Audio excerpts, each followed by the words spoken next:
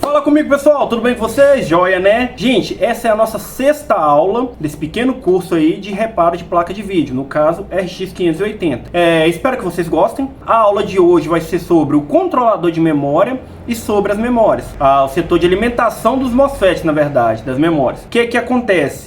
Eu expliquei só em cima de um dos componentes, porque são dois. Todos dois são GS7256, ou seja, o funcionamento de um é o mesmo do outro. Então não tem o porquê de eu explicar de um e depois ir lá no outro explicar a mesma coisa. Então eu expliquei tudo em um só para ficar bem fácil de entender. Espero que gostem. Se ficar qualquer dúvida, pode me mandar mensagem no campo abaixo. E tem uma novidade. Agora a empresa conta com um site. Se caso você quiser tirar alguma dúvida, lá no site tem o contato do WhatsApp para entrar em contato diretamente comigo. Se precisar entrar pelo Telegram, lá também tem. O Instagram também tá lá dentro. Todos os contatos estão lá dentro. Se caso você quiser me mandar o equipamento, lá também tem o botão de solicitação de orçamento, onde você preenche todos os seus dados, tira algumas fotos da placa, envia para mim, eu vou estar analisando para ver se a placa é viável de conserto ou não, a partir disso aí, para você poder estar me enviando o equipamento, beleza? Qualquer dúvida, entra lá e manda mensagem para nós. Vou deixar na descrição do vídeo aqui e vou ver se eu coloco no primeiro comentário fixado, beleza? Então, sem mais enrolação, bora para a aula. Então bora lá então, pessoal, começando mais uma aula aqui. Na aula de hoje a gente vai estar falando sobre o controlador de memória, que no caso é esse aí daqui, ó, e a fase das memórias. Se vocês olharem na janelinha aí embaixo, eu estou apontando em cima dela com a ponta do multímetro, beleza? Como os dois reguladores aqui, esse aí aqui e o de lá são o mesmo, vou até puxar para cá para vocês poderem ver melhor, tem noção do que eu tô falando dele. Achei, olha lá, ó, GS7256. E se eu volto aqui de novo, só melhorar o foco, beleza, GS7256, tranquilo? Então a gente vai estar explicando sobre ele, porque é ele que é o responsável por liberar a tensão para os MOSFETs fazerem o trabalho deles. No caso, o MOSFET do controlador de memória e o CI do outro lado lá, no caso de lá, liberar a tensão para as memórias. Tranquilo até aqui? Então vamos começar a explicação aqui. O que a gente precisa ter nesse CI? Lembrando que, como eu expliquei nas aulas anteriores, esse furinho aqui indica pino 1 ou a setinha na placa, o pino 1. Esse CI em questão, que CI, a sigla CI significa circuito integrado, então todo componente na placa que estiver preposto de U é um circuito integrado, ou seja, um CI. O PWM, por exemplo, é um tipo de CI, beleza? Mas voltando aqui, no caso desse camarada aqui, ele precisa ter uma tensão de 12 volts no pino 1 e no pino 5, beleza? O pino 7 dele é o Enable. Eu vou estar explicando melhor isso ali no Board View. Então eu vou abrir o Board View agora. Com o Board View aberto, notem aqui, ó, o 2, beleza? Pino 1. Aqui só está invertido porque a placa que eu estou estudando aqui está ao contrário. Deixa eu virar aqui para ficar mais didático, para a gente poder explicar, junto com a imagem do microscópio. Beleza, pino 1. O pino 1 eu preciso ter 12 volts nele. O pino 5 também eu preciso ter 12 volts nele. Beleza? É o VDDCI, VCC e o VDDCI-B. Tranquilo? O Enable é o pino 7. Aqui no Board View não está falando que é Enable, mas se eu venho no esquemático e digito aqui, por exemplo, o 2, dou um Enter novamente. Deixa eu caçar ele aqui. O 2 deve estar lá para baixo. Aqui, ó, achei o 2. Ampliar. Como vocês podem notar aqui, ó, o pino 7 é o Enable dele, beleza? Então vamos voltar aqui e seguir a sequência. Pino 1, VDDCI-B, que é uma tensão de 12. Pino 2 é a fase que vai para o primeiro MOSFET. Se a gente vai pro Board View, aqui ó, pino 2, a gente vê aqui, ó, VDDCI PHS, que significa fase UG, beleza? Eu clico aqui, ó, do seu lado direito, vocês vão ver ligações. Notem aqui, ó, e aqui tem uma pegadinha. R57, ele jogou pro outro lado da placa, como vocês podem ver aqui. E se eu virar a placa, deixa eu virar aqui também, para poder ficar mais fácil de explicar. R57, se eu virar a placa, só ajeitar ela aqui. Beleza, notem aqui, ó, R57. Na placa aqui tem um resistor e ele está marcando 2.2 ohms, que é 2R2, beleza? Mas se a gente for no Board View, o Board View está falando que ele é de 0 ohms. Deixa eu voltar aqui de novo, aqui ó, 2.2 ohms, 2R2, beleza? O Board View fala que ele é de 0 ohms. Se eu venho no esquemático, e digito R57, dou um Enter, no esquemático também está falando que ele é de 0 ohms, tá vendo? E do lado dele um resistor de 10K, que é o R58, que no caso, na placa, vou voltar aqui, é esse camaradinho daqui de baixo aqui, ó. Beleza? Então aqui já tem a primeira pegadinha, que às vezes você não vai achar, por exemplo, se ele torrar aqui, carbonizar, e você não conseguir ler a serigrafia aqui em cima, como é que você vai saber qual que é? Você vai no board view lá, ele tá falando que é de 0 ohms. Se você montar um de 0 ohms aqui, provavelmente vai dar BO no MOSFET aqui, ou lá no regulador, beleza? Então vamos continuar aqui. Agora voltando ao board view, notem aqui, ó, o pino 1 dele tá ligado lá no regulador lá. O pino 2 é o que liga o gate. É por isso que muitas das vezes eu peço para medir o gate, porque o gate ele é só para poder fazer a liberação de tensão. Se ele tiver ligado ao dreno ou ao sus, isso aí já indica algum problema nele, entenderam? Mas vamos voltar aqui, que isso aí foi aula de MOSFET lá no caso. Aqui no caso é a aula do regulador, de como ele funciona. Mas vamos voltar ao CI em questão. Deixa eu voltar lá, parte de trás. Até perdi o fio da meada aqui agora. 2. Fase, você mede nele, tem tensão ali? Beleza, então a gente vai pro pino 3 aqui. Isso eu tô falando no caso se tiver tensão no pino 5, no pino 1 e no pino 7. Tem tensão nos 3 aqui, você mede aqui na fase. Não tem saída, troca o CI. A gente vai pro próximo pino, que é esse daqui, ó. E vocês medem ele com o terra, no caso com o GND. Porque ele não pode estar em curto com o GND. Aí você vai falar assim, ó, mas tem um resistor aqui do lado que ele tá ligado diretamente com o GND. Realmente, esse resistor aqui, o R636, tá ligado com o GND. Mas notem uma coisa no board view. Tá falando que ele é um resistor de 0R. Então ele deveria ter curto com o GND, correto? Mas nesse caso, não. Por quê? Eu falo nesse caso não. Deixa eu só ajeitar a câmera aqui e colocar o C de novo debaixo do microscópio aqui. Por que nesse caso não? Porque aqui tá a segunda pegadinha. Esse resistorzinho aqui que vocês estão vendo aqui, deixa eu virar a placa novamente para ficar didático, né? Esse resistorzinho que vocês estão vendo aqui é justamente esse camaradinho aqui no canto, ó. Bem aqui, ó. Deixei com a ponta do multímetro para ficar mais fácil de explicar. Bem aqui, ó. Esse resistor aqui. Por que eu falo que aí é uma pegadinha? Porque no esquemático e no board view tá falando que ele tem que ser um resistor de 0R. Aqui no esquemático, ó. Deixa eu digitar aqui novamente o 2.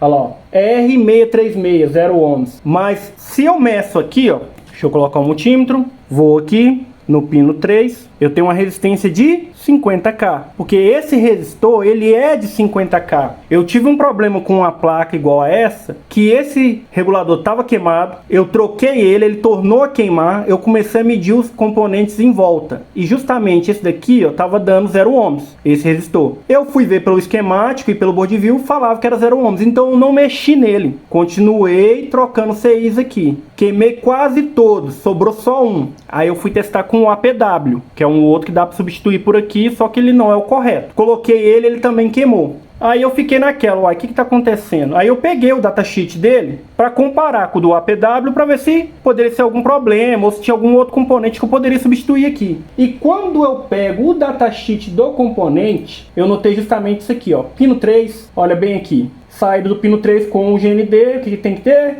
Um resistor de 50K. E aqui do lado seria um capacitor, mas aqui você pode ver que é opcional, não é via de regra. Aí aqui eu matei a charada. Lembra que eu falei que eu só tinha sobrado um regulador desse aqui na época? O que eu fiz? Procurei um resistor de 50K, soldei aqui, soldei o APW primeiro. Funcionou, liberou tensão, mas não, a placa ficou meio que travando, porque o APW não estava suprindo a quantidade correta para jampear os MOSFET lá. O que aconteceu? Voltei e coloquei o GS aqui. Funcionou e nunca mais tive problema. Essa é a segunda pegadinha que tem nessa linha aqui, se vocês forem olhar pelo esquemático, pelo board view. Mas voltando ao componente, o pino 4 a gente tem o L-Gate. O que é o L-Gate? No caso aqui, vamos para o board view. O L-Gate nada mais é que a fase que controla o MOSFET de baixa, que é o Q12, entenderam? É justamente aqui que faz a segurança da placa. querendo ou não,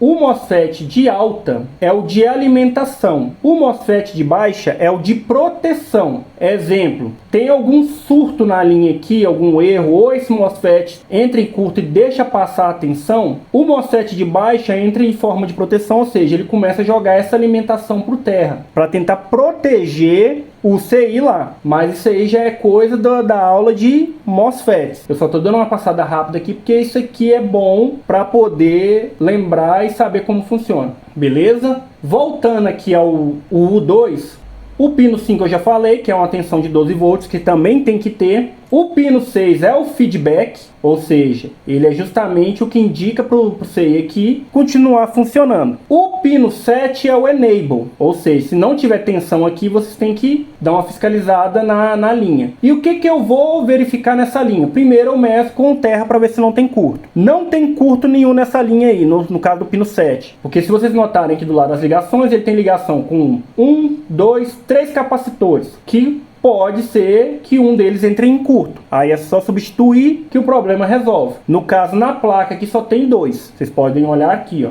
Só tem esses 2 aqui, ó. O terceiro capacitor que ficaria aqui em cima, ó, nesses 2 pads aqui, ó. Aqui, ele não existe nessa placa. Mas voltando ao board view, eu meço com terra. Não tem curto? Beleza. As outras coisas que eu vou olhar é o resistor R1022, porque a tensão vem dele. Uma coisa que vocês podem notar no board view, querendo saber de onde que vem a tensão, é aqui, ó. Pino 1, pino 2. Ou seja, a tensão vem do pino 1, passa pro pino 2 e vai lá pro CI. Beleza? E aqui, ó, vocês vão notar uma coisa. O Q1016. Ele, muitas das vezes, pode entrar em proteção. Seja por algum erro na linha, alguma coisa que está incorreta na linha, ou oxidação nos pads, que eu já peguei esse problema numa placa no setor do 1.8, que lá também tem. Quando eu passei pelo setor do 1.8, se vocês lembrarem lá atrás, vocês vão ver que eu falei um pouco sobre ele. Ele entrou em proteção por conta que tinha oxidação ligando um pad no outro. Com isso, fez com que ele ativasse e ele estava matando a linha. Aí um teste que você pode ver é verificar se tem oxidação. Não tem oxidação, remove o CI. Removendo esse CI aqui, a tensão tem que surgir aqui. Aí o problema pode ser ele, como pode ser alguma coisa na linha. Isso aí é só provisório para vocês poderem fazer um teste. Beleza? Então vamos voltar lá de novo. Na placa lá no U2. Beleza.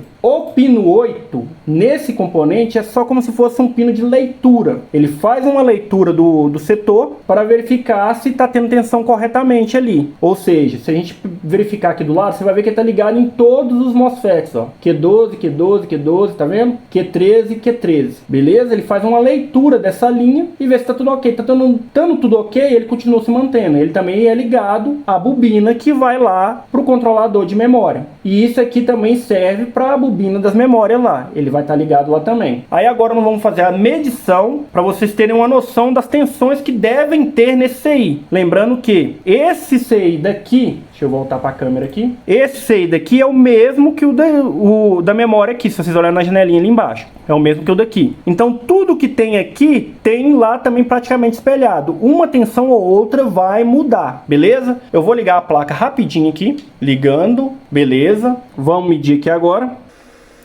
Pino 1. Deixa eu tirar a mão da frente do multímetro. 11.98. Pino 2. 1.26. Por que essa tensão baixa? Porque se ela aumentar acima disso, o MOSFET vai liberar muito mais tensão. Porque quanto mais tensão for pro gate do MOSFET, mais tensão o MOSFET vai liberar. É igual eu falei, o MOSFET vai ser como se fosse, por exemplo, como uma torneira. Você roda ela um pouquinho, sai um pouquinho de água. Você roda mais um pouquinho, sai mais água ainda. Você abre a torneira toda, passa tudo de água lá. No caso aqui é a mesma coisa. Se ele jogar, por exemplo, 10 volts aqui, vai passar 10 volts lá para além do controlador de memória e vai queimar o chip, beleza? Voltando aqui, deixa eu ligar a fonte bancária novamente, beleza? Pino 3, que é o do terra ali, ó. Tirando a mão da frente, essa é a tensão que ele tem que ter, 942 milivolts, beleza? Vamos ao pino 4. 10 volts. Deixa eu desligar e fazer uma explicação sobre isso. Aí você deve estar se pensando agora, uai, Once, mas como assim? O MOSFET, se isso aí é a linha que liga o gate do MOSFET de baixa, por que o MOSFET de baixa tá com o gate dele sendo alimentado? Porque aqui no caso, gente, eu estou medindo com o multímetro. Essas duas linhas, no caso, o pino 2 e o pino 4, eles estão ligando e desligando muito rápido, entendeu? Quando esse daqui tá ligado, aqui tá desligado. Quando aqui desliga, aqui liga. Entenderam mais ou menos? A tensão nunca que tá fluente reto. Ela tá subindo e descendo, como se fosse, como posso falar, uma onda. Ela sobe lá em cima, desce, sobe lá em cima e desce. Esse daqui tem a tensão mais baixa, porque tem que liberar só 80 milivolts. Esse daqui tem a tensão mais alta, porque ele tem que drenar tudo. Ou seja, tudo que tá passando pra linha ali, ele tem que drenar. Então ele fica nessa oscilação. Como eu tô medindo com o multímetro aqui, ele não vai pegar essa oscilação. Já com o osciloscópio, vocês conseguem ver melhor. Deixa eu pegar um osciloscópio aqui, para poder mostrar para vocês mais ou menos. Osciloscópiozinho de mão. Beleza, agora eu vou posicionar sobre a fase do pino 2 aqui, a fase da linha de entrada. Desculpa a mão na frente do microscópio aí, mas olhem a janelinha aí embaixo aí agora, ó. Vocês vão notar lá, ó. Quer ver? Liguei, selecionar o Auto Set.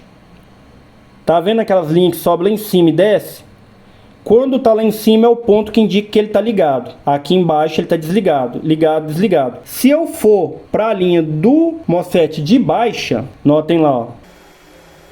Estado desligado, ligado, desligado. Beleza? O que acontece aqui? Quando o MOSFET de alta desarmasse por completo, essa linha subiria. E ele estaria drenando tudo. Beleza? Isso aí foi só uma passada rápida. Eu não uso muito o osciloscópio. Só uso quando eu vou fazer a leitura da fase mesmo. Para saber se ela tá tudo ok, se não tá tendo alguma diferença. Justamente quando eu troco o MOSFET. Apesar que nos meus vídeos eu nunca utilizei o osciloscópio mostrando para vocês, mas sempre que eu troco o MOSFET eu faço a leitura de cada fase direitinho, sabendo se ela tá ok. Por exemplo, por aqui, ó, nesses pinos da bobina, tá vendo? Ó? Aqui, eu meço ali e vejo se tá tudo ok, se a fase tá com a onda certinha e todas iguais. Mas voltando ao assunto que é o componente aqui, a gente vai para o próximo pino, que é o pino 5, onde eu falei que deveria ter 12 volts também. Medindo aqui, ó, cadê o multímetro? Notem lá no multímetro 11.89. Beleza. Pino 6.